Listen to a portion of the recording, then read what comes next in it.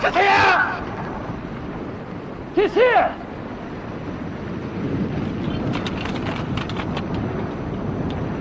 It's gone.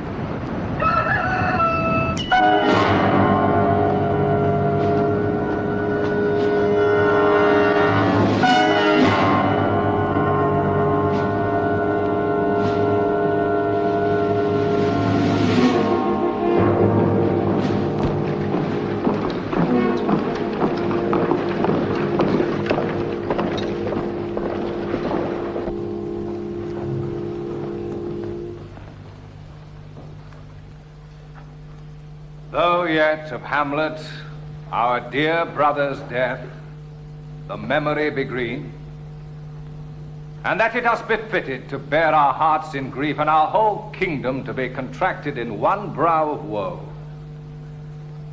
Yet so far hath discretion fought with nature that we with wisest sorrow think on him together with remembrance of ourselves. Therefore, our sometime sister, now our queen, the imperial jointress to this warlike state, have we, as 'twere, with a defeated joy, taken to wife. Nor have we herein barred your better wisdoms which have freely gone with this affair along, for all our thanks. Now follows that you know, young Fortinbras, holding a weak supposal of our worth, or thinking by our late dear brother's death our state to be disjoint and out of frame, colleagued with the dream of his advantage, he hath not failed to pester us with message, importing the surrender of those lands lost by his father with all bonds of law to our most valiant brother. So much for him. And now, Laertes, what's the news with you? You told us of some suit. What is Laertes? You cannot speak of reason to the Dane and lose your voice. What wouldst thou beg, Laertes, that shall not be my offer, not thy asking? Dread my lord, your leave and favour to return to France, from whence, though willingly I came to Denmark to show my duty in your coronation, yet now I must confess that duty done, my thoughts and wishes bend again toward France, and bow them to your gracious leave and pardon. Have you your father's leave? What says Polonius? He hath, my lord, wrung from me my slow leave by laboursome petition. Take thy fair hour, Laertes, time be thine, and thy best graces spended at thy will.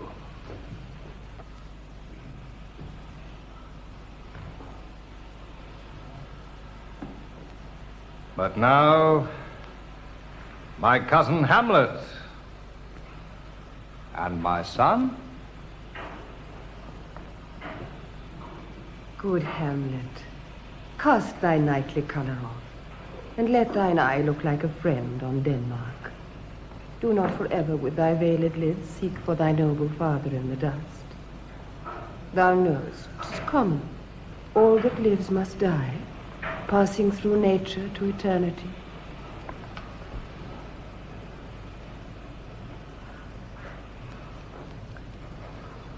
"'Tis sweet and commendable in your nature, Hamlet, to give these mourning duties to your father. But you must know your father lost a father. That father lost his, and the survivor bound in filial obligation for some term to do obsequious sorrow. But to persever in obstinate condolement, 'tis a course of impious stubbornness, 'tis unmanly grief. It shows a will most incorrect to heaven, a heart unfortified, a mind impatient, an understanding simple and unschooled. For what we know must be, and is as common as any the most vulgar thing to sense. Why should we in our peevish opposition take it to heart? Why, it is a fault to heaven, a fault against the dead, a fault to nature, to reason most absurd, whose common theme is death of fathers, and who still hath cried from the first course till he that died today, this must be so. We pray you, throw to earth this unprevailing woe, and think of us as of a father. Well, let the world take note. You are the most immediate to our throne, and with no less nobility of love than that which dearest father bears his son, do I impart toward you. For your intent in going back to school in Wittenberg, it is most retrograde to our desire, and we beseech you, bend you to remain here in the cheer and comfort of our eye, our chiefest courtier, cousin, and our son.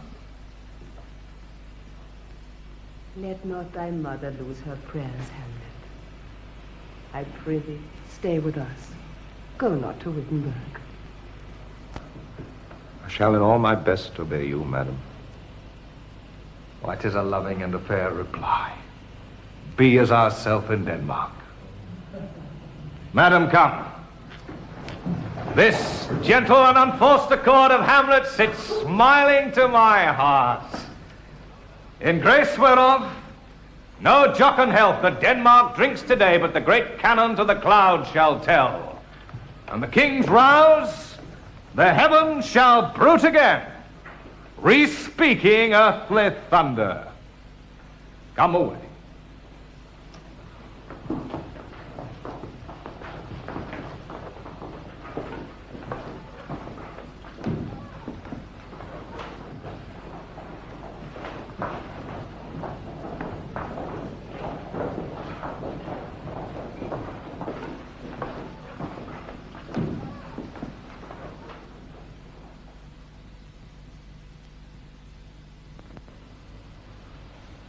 Oh, that this too sullied flesh would melt, thaw, resolve itself into a dew. Or that the everlasting had not fixed his cannon against self-slaughter. Oh, God. Oh, God. How weary, stale, flat, and unprofitable seem to me all the uses of this world. Fine. 'Tis an unweeded garden that grows to seed. Things rank and gross in nature possess it merely. That it should come to this. But 2 months dead. Nay, not so much, not 2. So excellent a king that was to this Hyperion to a satyr, so loving to my mother, that he might not beteem the winds of heaven visit her face too roughly. Heaven and earth must I remember. Why, she would hang on him as if increase of appetite had grown by what it fed on. And yet within a month, let me now think on it. Frailty, thy name is woman. A little month, ere yet those shoes were old with which she followed my poor father's body, like Niobe, all tears. Why, she, even she, oh God, a beast that once discourse of reason would have mourned longer, married with mine uncle, my father's brother. No more like my father than I to Hercules. Within a month, ere yet the salt of most unrighteous tears had left the flushing in her galled eyes, she married. O most wicked speed to post with such dexterity to incestuous sheets. It is not, nor it cannot come to good. But break my heart, or I must hold my tongue.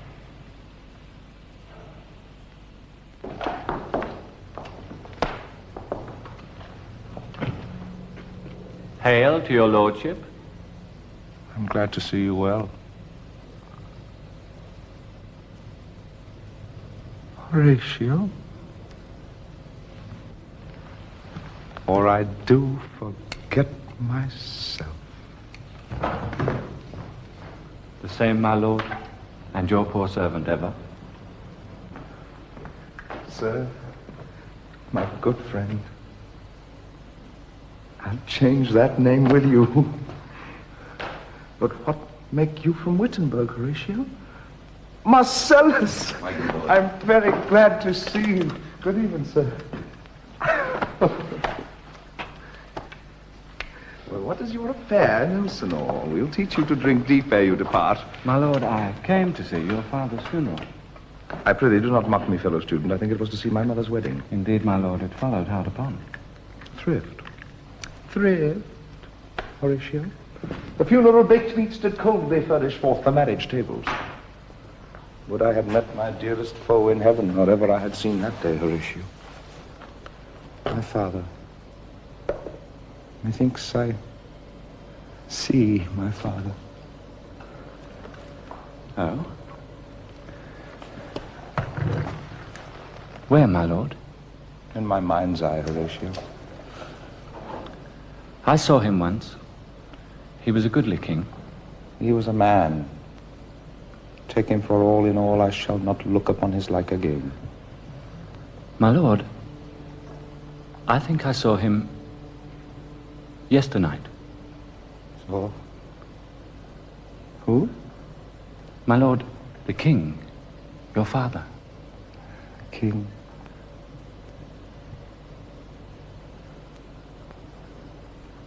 My father. Season your admiration for a while with an attent ear till I may deliver upon the witness of these gentlemen this marvel to you. For God's love, let me hear. 2 nights together have these gentlemen, Marcellus and Bernardo, on their watch in the dead waste and middle of the night, been thus encountered. A figure like your father appears before them, and with solemn march goes slow and stately by them. Thrice he walked by their oppressed and fear surprised eyes within his truncheon's length, whilst they, distilled almost to jelly with the act of fear, stand dumb and speak not to him. This to me, in dreadful secrecy impart they did, and I with them the 3rd night kept the watch, where, as they had delivered both in time, form of thing, each word made true and good, the apparition comes. I know your father. These hands are not more like.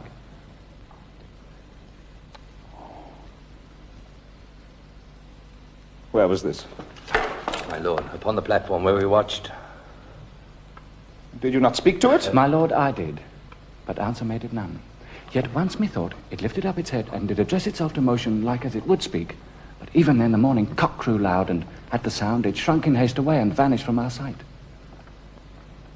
It is very strange. As I do live, my honoured lord, 'tis true. And we did think it writ down in our duty to let you know of it.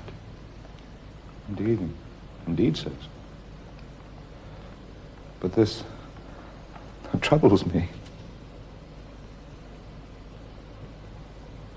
Hold you the watch tonight? We do, my lord. Armed, say you? Armed, my lord. From top to toe? My lord, from head to foot. And saw you not his face? We did, my lord. He wore his beaver up. What? Looked he frowningly? A countenance more in sorrow than in anger. Pale or red? Nay, very pale. And fixed his eyes upon you? Most constantly. I would I had been there. It would have much amazed you. Very like. Very like. Stayed it long? While one with moderate haste might tell 100. Longer. Not when I saw it. I will watch. Tonight. Perchance 'twill walk again. I warrant you it will. If it assume my noble father's person, I'll speak to it, though hell itself should gape and bid me hold my peace. I pray you, if you have hitherto concealed this sight, let it be tenable in your silence still, and whatsoever else shall hap tonight, give it an understanding, but no tongue. So, fare you well. Upon the platform, twixt 11 and 12, I'll visit you.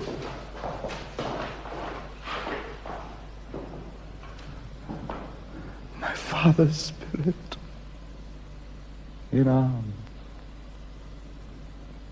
All is not well. I doubt some foul play. Would the night were come.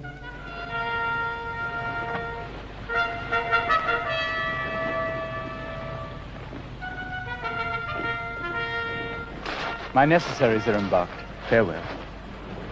And sister, as the winds give benefit and convoy as assistant, do not sleep, but let me hear from you. Do you doubt that?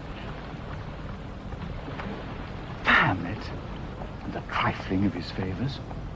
Hold it a fashion and a toy in blood. A violet in the youth of primy nature.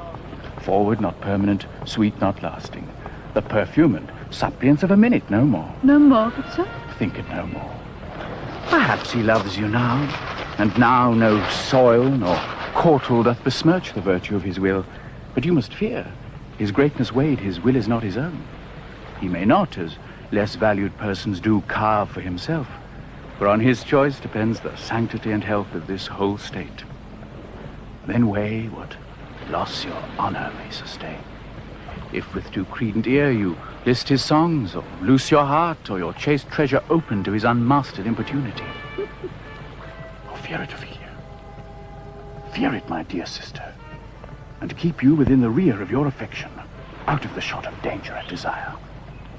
I shall the effect of this good lesson keep as watchman to my heart. Oh, but good my brother, do not as some ungracious pastors do, show me the steep and thorny way to heaven. I was like a puff and reckless libertine, himself the primrose path of dalliance treads, and recks not his own reed. Oh, fear me not. Yet here, Laertes, aboard, for shame. The wind sits in the shoulder of your sail, and you are stayed for. There. My blessing with thee, and these few precepts in thy memory, see thou character. Give thy thoughts no tongue, nor any unproportioned thought his act. Be thou familiar, but by no means vulgar.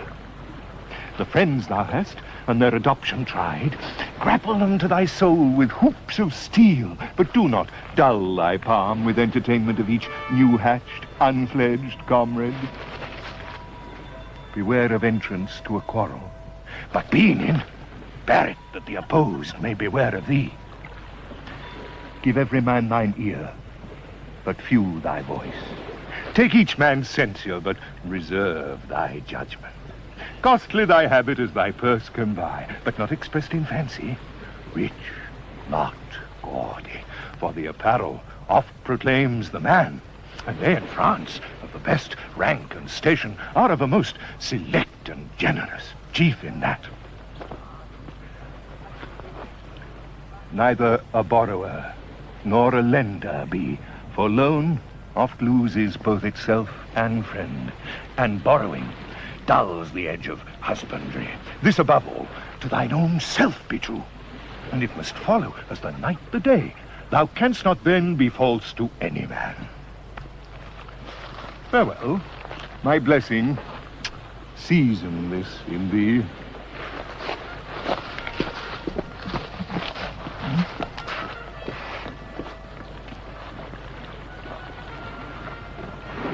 Farewell, Ophelia!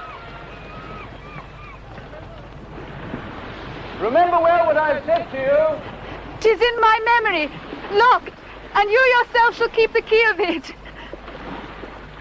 What is't, Ophelia, he hath said to you? So please you, something touching the Lord Hamlet. Marry, well bethought. 'Tis told me he hath very oft of late given private time to you, and you yourself have of your audience been most free and bounteous. What is between you? Give me up the truth of it. He hath, my lord, of late made many tenders of his affections for me. Affection? Oh, you speak like a green girl, unsifted in such perilous circumstance. Do you believe his tenders, as you call them? I do not know, my lord, what I should think. Marry, I'll teach you. Think yourself a baby. But he hath importuned me with love in honourable fashion, hath given countenance to his speech, my lord, for almost all the holy vows of heaven. Aye, springes to catch woodcocks.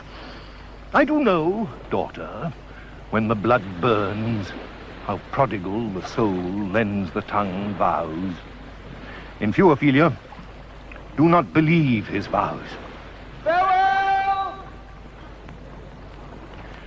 This is for all. I would not, in plain terms, have you so slander any moment leisure as to give words or talk to the Lord Hamlet. Look to it, I charge you, Come your ways.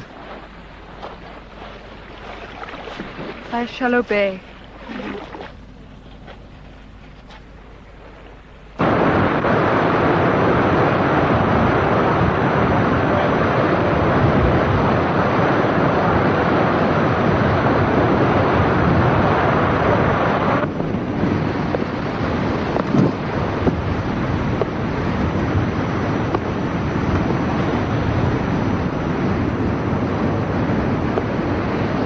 Bite shrewdly. Pretty cold? It is a nipping and an eager air.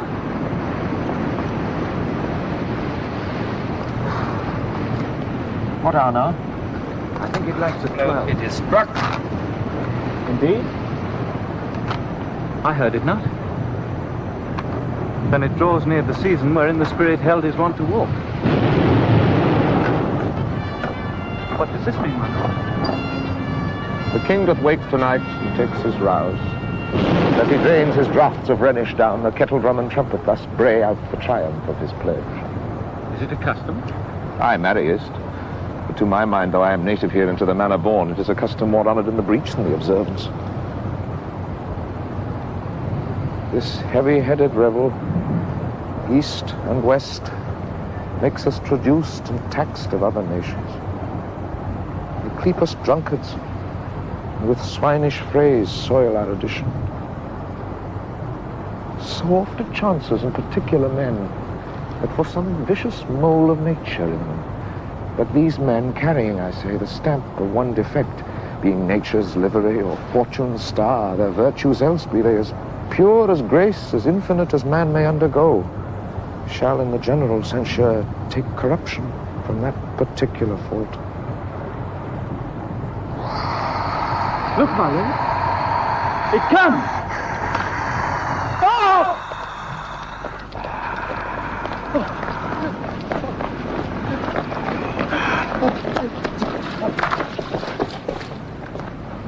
Angels and ministers of grace, defend us.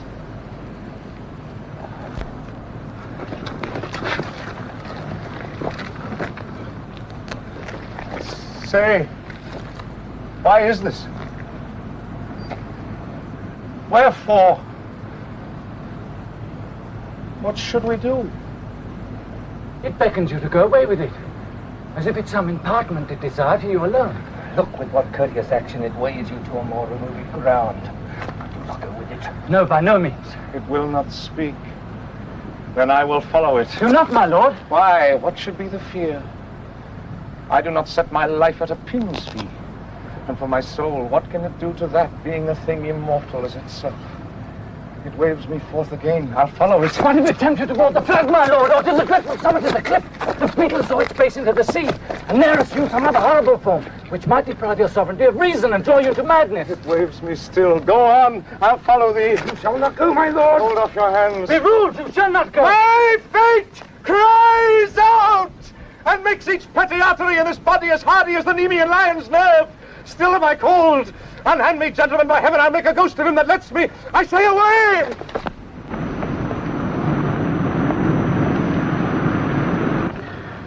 There is something rotten in the state of Denmark.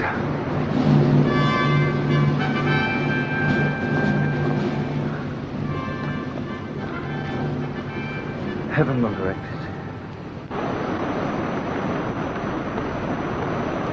Whither wilt thou lead me?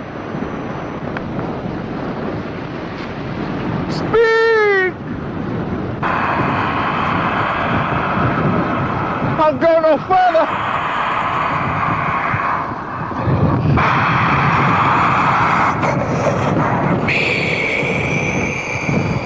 I will.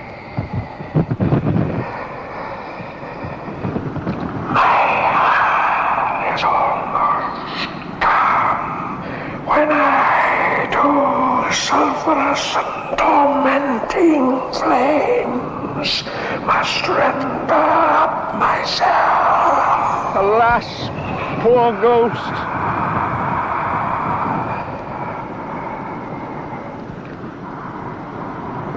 I am thy father's spirit.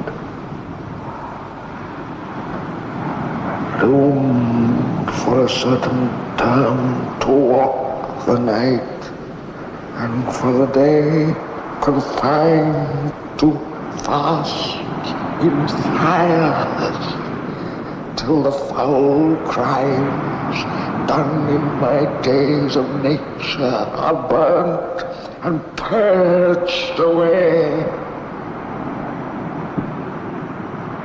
But that I am forbid to tell the secrets of my prison house, I could a tale unfold whose lightest word would harrow up my soul, freeze thy young blood, make thy true eyes like stars start from their spheres. But this eternal blazon must not be 2 years of flesh and blood. List, list, oh list. If ever thou didst thy dear father love, oh God, revenge is foul and most unnatural murder.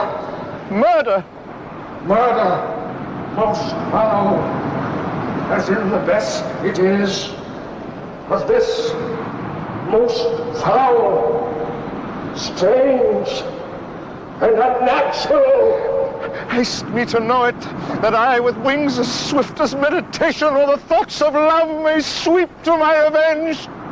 Now, Hamlet, hear. 'Tis given out that sleeping in my orchard a serpent stung me.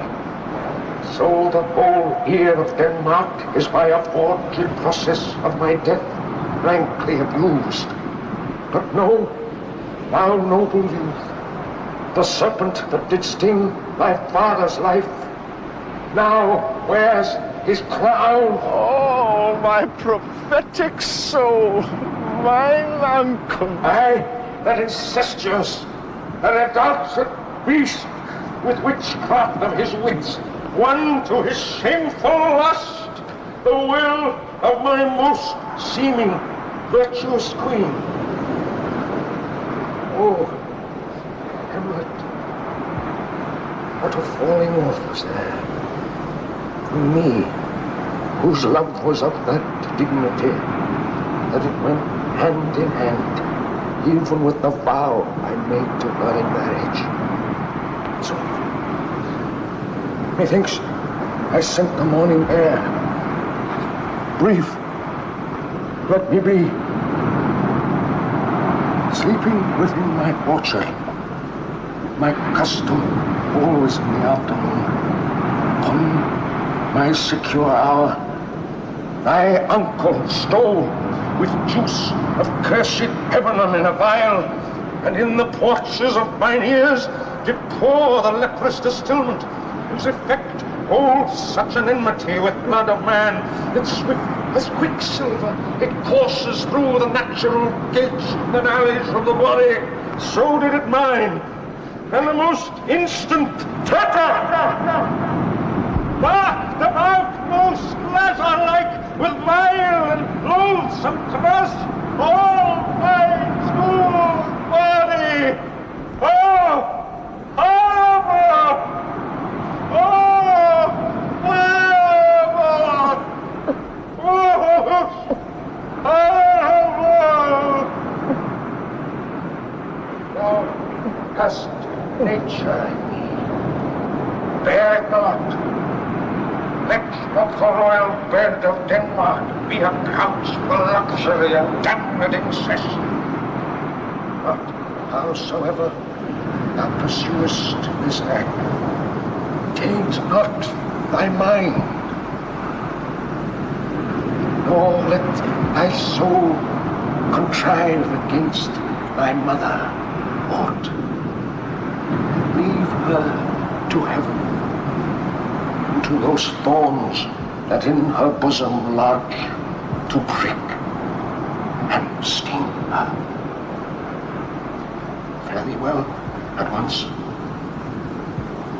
The glowworm shows the matin to be near, and begins to pale his ineffectual fire.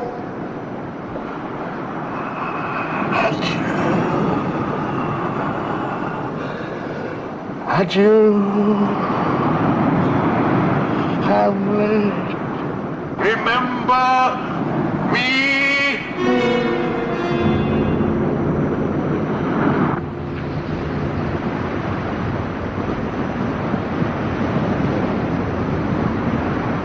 Oh, you host of heaven! Oh, what else? And shall I couple her?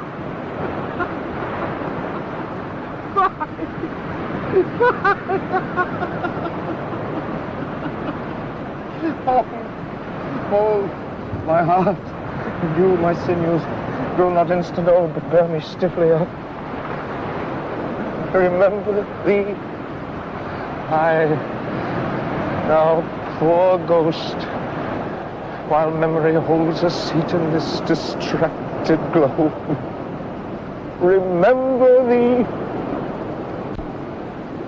Yea, from the table of my memory, I'll wipe away all trivial fond records, all saws of books, all forms, all pressures past that youth and observation copied there, and thy commandment all alone shall live within the book and volume of my brain, unmixed with baser matter. Yes, by heaven! Oh, most pernicious woman! Oh, villain! Villain! Smiling, damned villain! My tables, meet it as I set it down, that one may smile and smile and be a villain. At least I'm sure it may be so in Denmark. So, uncle, there you are. Now to my word. It is adieu, adieu. Remember me. I am sweet. My lord! My lord! My lord! Lord Hamlet! Hello, ho, ho, my lord! You, boy, come back! Come! Oh, it's my noble lord. What news, my lord? Oh, wonderful. Good, my lord, tell it. Nay, you'll reveal it. Not I, my lord, by heaven. No, I, my lord. I'll say you then, what heart of man once think it. But you'll be secret. I, by heaven, my lord. There's ne'er a villain dwelling in all Denmark, but he's an arrant knave. There needs no ghost, my lord, come from the grave to tell us this. By right. You are in the right. And so without more circumstance at all, I hold it fit that we shake hands and part. You as your business and desire shall point you, for every man hath business and desire, such as it is. And for mine own poor part, look you, I'll go pray.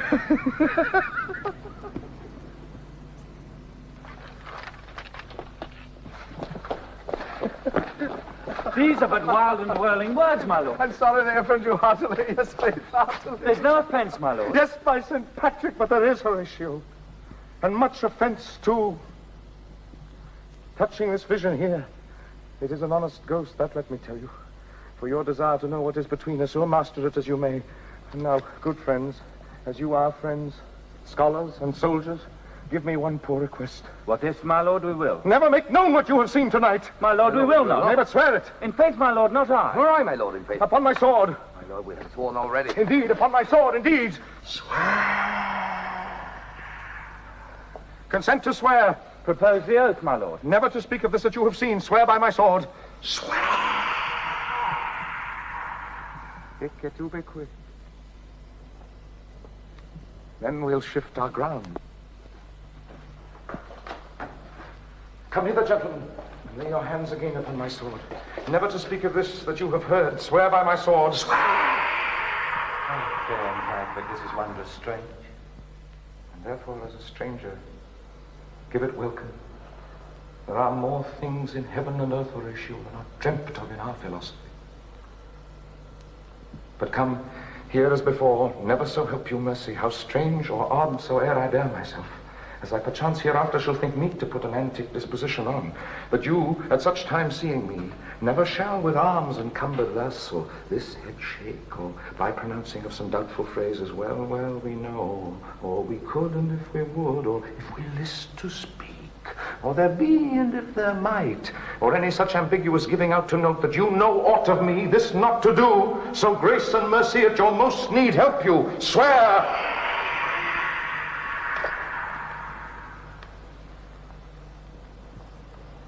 Rest, rest, perturbed spirit.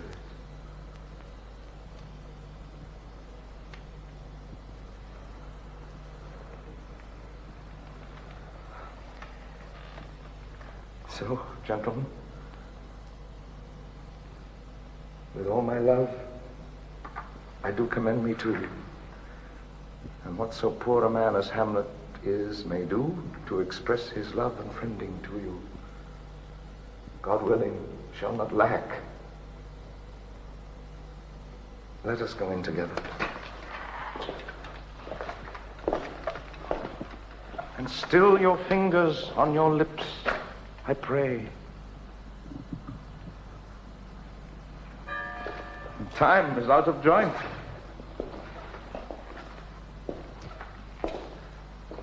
Oh, cursed spite,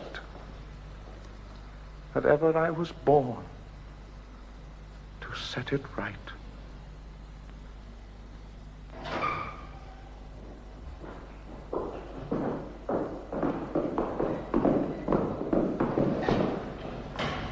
Welcome, dear Rosencrantz and Guildenstern. The need we have to use you did provoke our hasty sending.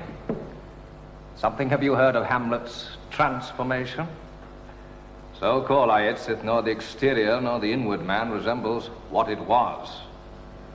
What it should be, more than his father's death, that thus hath put him so much from the understand of himself, I cannot deem of. I entreat you both, vouchsafe your rest here in our court some little time, so by your companies to draw him unto pleasures, and to gather so much as from occasions you may glean. We both obey. And here give up ourselves in the full bent to lay our services freely at your feet. To be commanded. Thanks, Rosencrantz, and gentle Guildenstern. Thanks, Guildenstern, and gentle Rosencrantz. And I beseech you instantly to visit my too much changed son.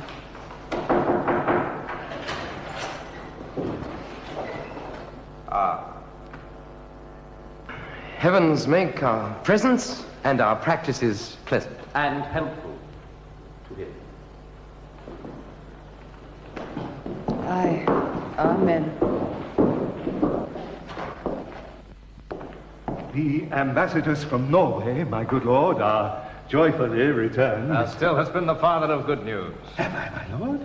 I assure you, my good liege, I hold my duty as I hold my soul, both to my God and to my gracious king. And I do think, or else this brain of mine hunts not the trail of policy so sure as it hath used to do, that I have found the very cause of Hamlet's lunacy. Oh, speak of that. That I do long to hear. I doubt it is no other but the name, his father's death, and our hasty marriage. I will be brief. Your noble son is mad. Mad, call I it. For to define true madness, what is but to be nothing else but mad? But let that go. More matter, with less art. Matter, I swear, I use no art at all. That he is mad, 'tis true. 'Tis true. 'Tis pity. And But it is true. A foolish figure, but farewell it, for I will use no art. Mad, let us grant him then. And now remains that we find out the cause of this effect. Or rather say, the cause of this defect. For this effect, defective, comes by cause. Thus it remains, and the remainder thus perpend. I have a daughter, have while she is mine, who in her duty and obedience mark hath shown me this vow. Gather and surmise to the celestial and my soul's idol, the most beautified Ophelia. That's an ill phrase. It's a vile phrase. Beautified is a vile phrase. But you shall hear. Thus, in her excellent white bosom, these, etc. Came this from Hamlet to her? Good madam, stay a while, I will be faithful. Doubt thou the stars are fire, doubt that the sun doth move, doubt truth to be a liar, but never doubt I love. Oh dear Ophelia, I am ill at these numbers, I have not art to reckon my groans, but that I love thee best, oh most best believe it, adieu. Thine evermore, most dear lady, whilst this machine is to him. Hamlet. This, in obedience, hath my daughter shown me, and more above, hath his solicitings, as they fell out by time, by means and place, all given to mine ear. How hast thou received his love? As my good lord did command, I did repel his letters, and denied his access to me. That hath made him mad.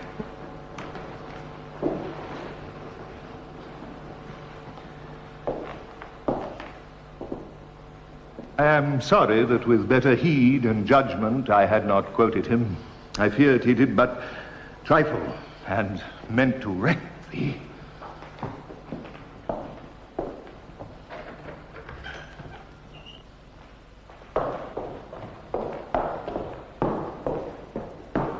What do you think of me?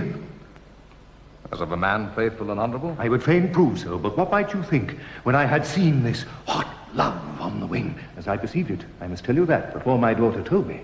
What might you, or my dear majesty or queen here think, if I had looked upon this love with idle sight? What might you think? No, I went round to work. And my young mistress, thus I did bespeak, Lord Hamlet is a prince out of thy sphere, this must not be. And then I precepts gave her, that she should lock herself from his resort, admit no messengers, receive no tokens. Which done, she took the fruits of my advice, and he, repulsed, a short tale to make, fell into a sadness, then into a fast, then into a lightness, and by this declension into the very madness wherein now he raves, and all we mourn for. Do you think this? It may be very like. Hath there been such a time, I would fain know that I have positively said 'tis so, when it proved otherwise? Not that I know. Take this from this, if this be otherwise. How may we try this further? You know, sometimes he walks 4 hours together here in the lobby. So he does indeed. At such a time, I'll loose my daughter to him. Be you and I behind an arras then, mark the encounter. If he love her not, and be not from his reason fallen thereon, let me be no assistant for a state, but keep a farm and garters. We will try it.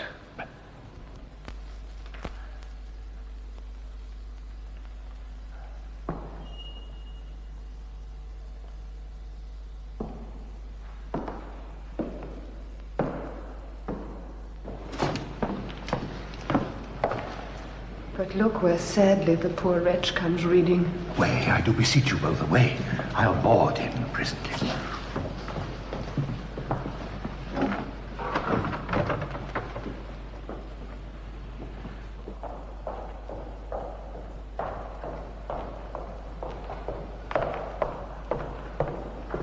Oh, give me leave.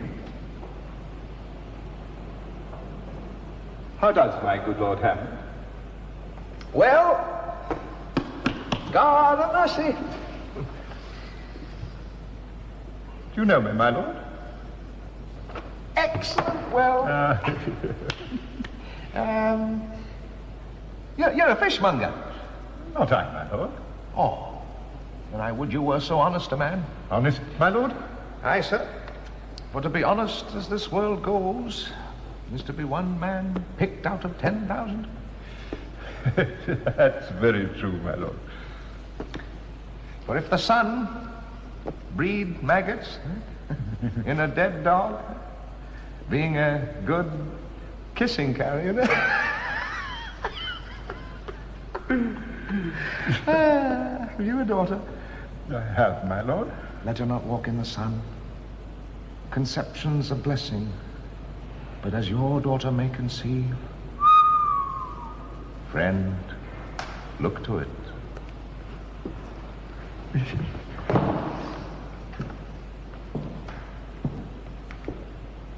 Still harping on my daughter. Yet he knew me not at first. He said I was a fishmonger. He is far gone. Far gone. And truly, in my youth, I suffered much extremity from love, very nearness. I will speak to him again.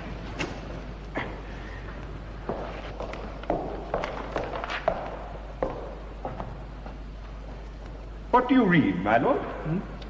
Words. Words.